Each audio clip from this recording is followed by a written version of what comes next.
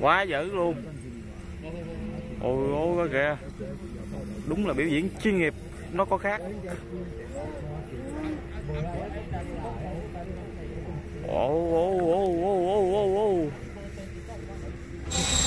Cả nhà thân mến, mình đang có tại một cái sân chơi thể thao flycam ở Đài Loan cả nhà. Thì đây là một cái sân chơi vào thứ Bảy Chủ nhật cho những người đam mê flycam rồi các thứ. Ở đây là những flycam chuyên nghiệp nha cả nhà. Đó. Hôm nay mình sẽ không đi câu cá mà mình sẽ đi quay những cái thứ hay ho ở Đài Loan mình cho cả nhà xem. Hết hồn không? Đây là biểu diễn luôn nha cả nhà, chuyên nghiệp á.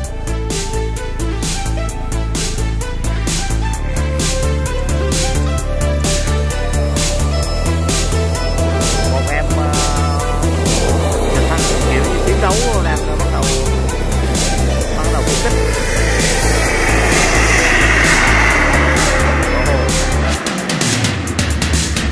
Có được bắn đàng hoàng nha.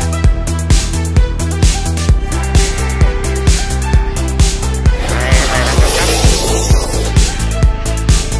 Ghê không? Đây là chiến đấu.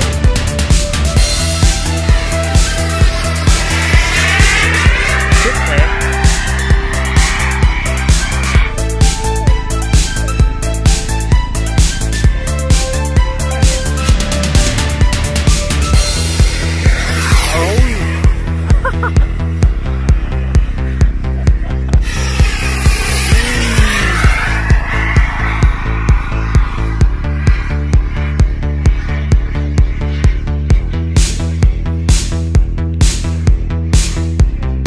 Ghi hình mà ghi không kịp nó đó, mấy chỗ đó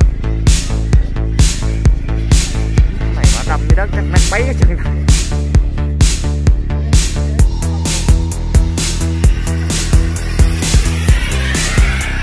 Ghê thiệt, chơi cái này mới là đẳng cấp pro.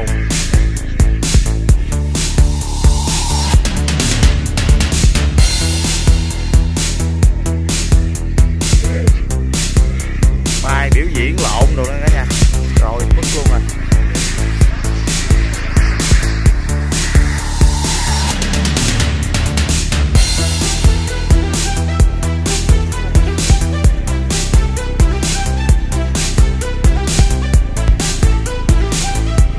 Quá dữ luôn.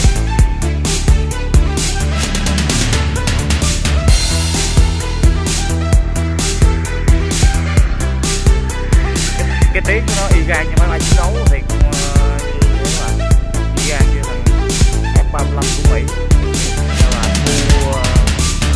Su của Nga các bạn. Đó là cánh đàng hoàng.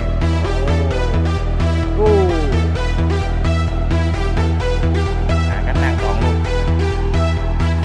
Và đây là một em chiến đấu cơ.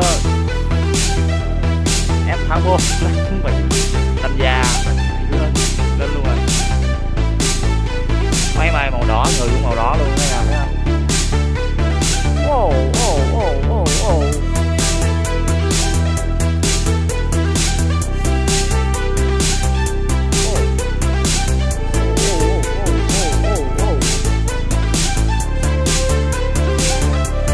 Trò diễn như vậy. 8 vòng rất bết. Wow. Oh, watch you.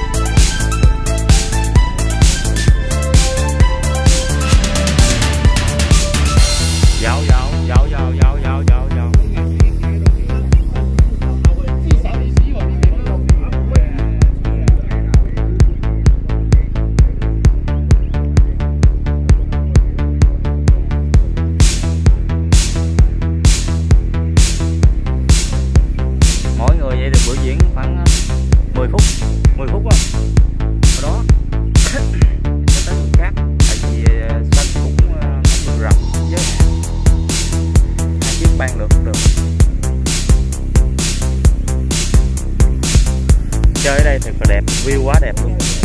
Oh.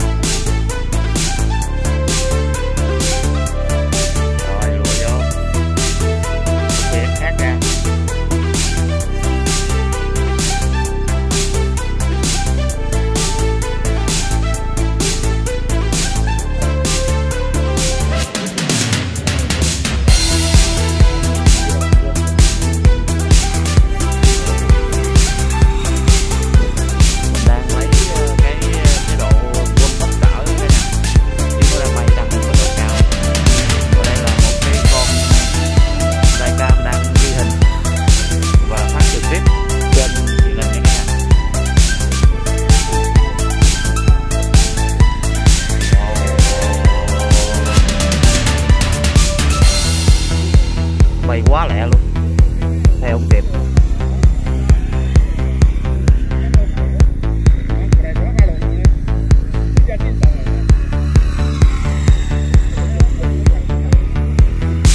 Đây là cái nhà, đây là cái góc rộng nhất.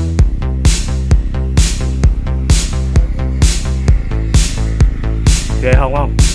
Ghê không không? Wow.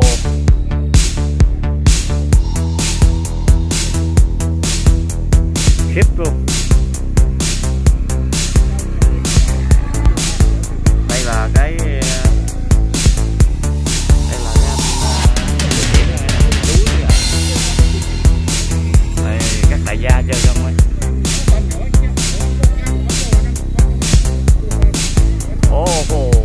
Đây là một anh nữa.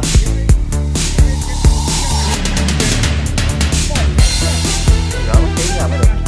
Mang bất ký. Quay theo không kịp đó. Quay quá lẹ luôn.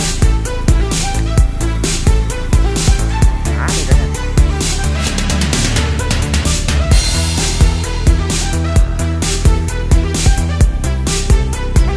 Ghê hồn, nó bay lẹ.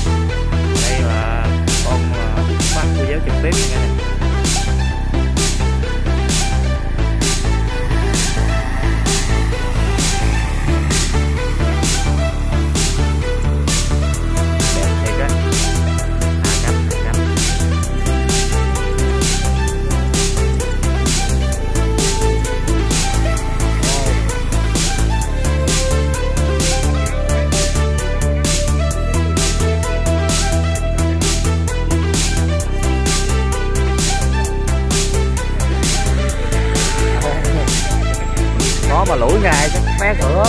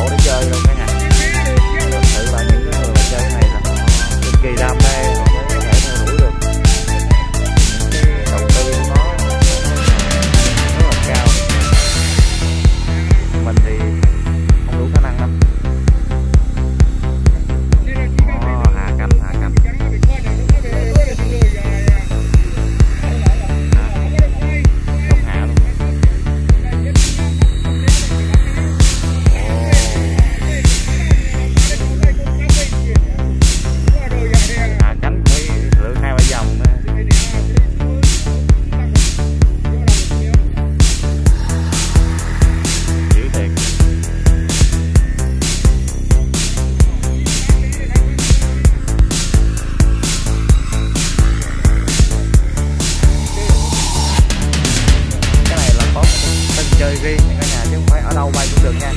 Người ta cho mình một cái sân chơi, mình chơi bay thì tới đây thôi, bay tầm bậy tầm bạ là bắt hạ luôn nè. Tại vì an toàn bay, vì an toàn hàng không cả nhà, cho nên không có bay tầm bậy tầm bạ, bay có nơi có chỗ để điện thoại.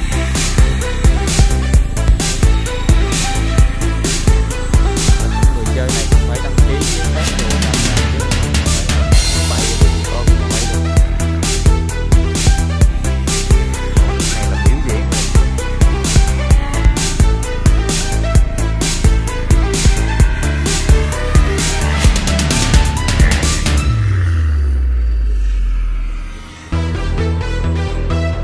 Mình biết rồi quay góc nào để cả nhà coi xuất mắt này.